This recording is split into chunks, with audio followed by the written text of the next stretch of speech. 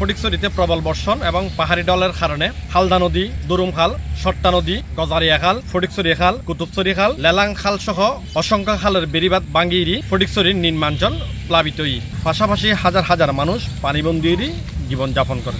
যেগুলো member chairman তো গেই গই হস্টেলের জন্য আর এলাকাবাসী গ্রামবাসী হস্টেল তুলে আর হস্টেল তো দেখি আর বয়স 20-22 বছর বয়সত আর হস্টেল নাই দেখি যায় অনজ্ঞ বেরিবান নাই, অনজ্ঞ কিছু নাই, শারীরিক কষ্ট আর পরে থেকে মোটামুটি ঘর তো রান্না বান্না হতো মনে করো কষ্ট বিনা মানে কি আসি না পালন কালন লই কি ঘর তো পানি ঢুকার মনে করেন দীর্ঘদিন আর থেকে এদিকে খালদা নদীর কি কোনো বেরিবান নাই, কিছু নাই, মনে করেন কি অন্দি বলক কদ্দুর আইর কি চেষ্টা হয়ে গিয়ে এরপরে এখানে যাই আর কি পানি কাজে আর খুব কষ্ট আছে।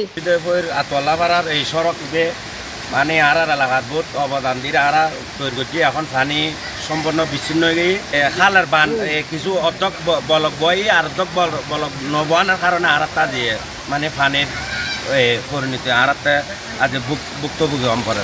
পানি তো আসলে খালি রাতের তুন মোটামুটি আস্তে আস্তে বাইতে আছে, মানে সার্বিক মোটামুটি ব্যাখ্য যোগাযোগ করে রাতের 12টার তুন দৃশ্যমান শুধু বাইতে আছে।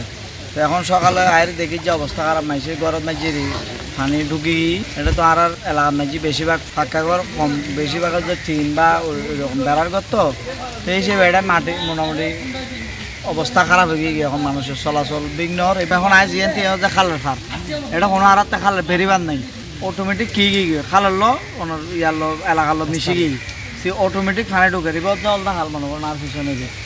তো মানুষ এখন প্রচুর ইয়াত আছে মোটামুটি বিত্তবান হলে আশা পর্যন্ত আর এলাকার ব্যাকুনের সহযোগিতা ইতারার পাশে দাঁড়াবেলে হয়তো আসি পাশে ব্যাকুনের সহযোগিতার হাত বাড়াই ইনশাল্লাহ।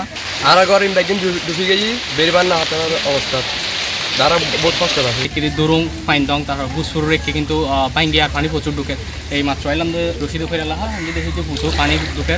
সুতরাং আর রেড স্টেশনের পক্ষ থেকে অবশ্যই আর উদ্যোগ লইম আর অবশ্যই এলাকাবাসী অবশ্যই সচেতনতা সম্পর্ক আর যা তো একাই পরিব কারণ উপ সংস্থা কোনো একা আগাইলে কোনো সম্ভব নয়। আর পানি উন্নয়ন বোর্ডের কর্মকর্তারা কথা কইলাম তারা আর জানাই ফটিকছড়ির বিভিন্ন খালের বিভিন্ন এলাকাত মাঝি 16 বাঙ্গন দেখা দিয়ে ফটিকছড়ি পৌরসভাত মাঝি 2 নাজিরাট পৌরসভার মাঝি 5 বুসপুরুত 1 নারায়ণহাট ইউনিয়নত 1 সমিতিরহাট ইউনিয়নত 2 সুন্দরপুর ইউনিয়নত 1 সহ 16 স্থানের মাঝি নদীর বাঙ্গন দেখা দিয়ে।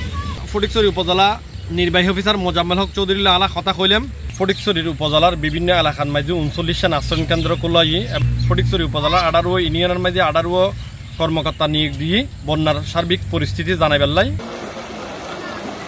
বিকাল থেকে যখন থেকে আমরা শুনেছি যে বিপদসীমা অতিক্রম করেছে, পানি উন্নয়ন বোর্ডের সাথে যোগাযোগ করেছি। পানি উন্নয়ন বোর্ডের যারা প্রকৌশলী আছেন তারাও নিবিড়ভাবে সার্বিক পরিস্থিতিকে মনিটরিংয়ে রাখছেন। আমাদের দুর্যোগ ব্যবস্থাপনা বিভাগ তারাও সার্বিক মনিটরিংয়ে রাখছেন এবং আমরা রাতের বেলা যখন একটু পরিস্থিতি খারাপের দিকে যাচ্ছিল আমরা তাৎক্ষণিকভাবে বিভিন্ন এলাকায় আমরা কিন্তু আশ্রয়কেন্দ্র খুলে দিই এবং এখন পর্যন্ত আমার কাছে তথ্য আছে টোটাল 39টি আশ্রয়কেন্দ্র খোলা হয়েছে। তবে খুব বেশি মানুষ এখনো আশ্রয় নেয়নি, 7টি পরিবার আশ্রয় নিয়েছিল, তারা আবার ইতিমধ্যে তাদের বাড়িতে পৌঁছে গিয়েছে। আর সার্বিকভাবে আমরা 18টি ইউনিয়নের জন্য 18 জন কর্মকর্তাকে নিয়োগ করে দিচ্ছি। তারা সার্বিক ওই সকল ইউনিয়নের সার্বিক পরিস্থিতির খোঁজ খবর রাখবেন। কোথাও কেউ পানিবন্দী হয়ে গেলে সেই বিষয়ে আমাদেরকে তথ্য দিবেন। কারো কাছে ত্রাণ পৌঁছাতে হলে, জরুরি ত্রাণ পৌঁছাতে হলে সেই বিষয়ে তথ্য দিবেন। গতরাতে ধুরং খালের উপর দিয়ে পানি প্রবাহিত হওয়ার একটা সমূহ সম্ভাবনা সৃষ্টি হয়েছিল। তাৎক্ষণিকভাবে আমাদের এখানকার স্থানীয় যারা রাজনৈতিক নেতৃবৃন্দ, সাধারণ মানুষ, জনগণ এবং আমাদের পৌরসভার কর্মচারী, পৌরসভার বিভিন্ন রকমের গাড়ি ব্যবহার করে প্রায় 700 থেকে 800 ব্যাগ জিও ব্যাগ আমরা বালু ভর্তি করে স্থানীয়ভাবে সংগৃহীত বালু এবং ব্যাগ ভর্তি করে আমরা স্থাপন করি। ফলশ্রুতিতে রাতের বেলা বিবিরহাট বাজার প্লাবিত হওয়া থেকে আমরা রক্ষা করেছি এবং এর কারণে আমি সবাইকে ধন্যবাদ জানাচ্ছি সংশ্লিষ্ট। বিভিন্ন স্থানে এখন পর্যন্ত আমরা পুরোপুরি বাঁধ ভেঙে যাওয়ার খবর পাইনি। আমরা যেটি শুনতে পাচ্ছি যে বিভিন্ন স্থান থেকে বাঁধ ওভারফ্লো হয়ে পানি লোকালয়ে ঢুকছে, বিভিন্ন স্থানে এখনো জলাবদ্ধতার সৃষ্টি হয়েছে এরকম শুনেছি এবং বিভিন্ন স্থানে বন্যা পরিস্থিতিও সৃষ্টি হয়েছে। তো আমরা এই খবরাখবরগুলো নিচ্ছি, আমরা আমাদের ঊর্ধ্বতন কর্তৃপক্ষকেও জানাচ্ছি। এখনো পর্যন্ত আমরা ওই অর্থে এখনো তেমন বরাদ্দ পাইনি। আমরা বরাদ্দ পেলে তাৎক্ষণিকভাবে সেগুলো বরাদ্দের জন্য ব্যবস্থা গ্রহণ করব।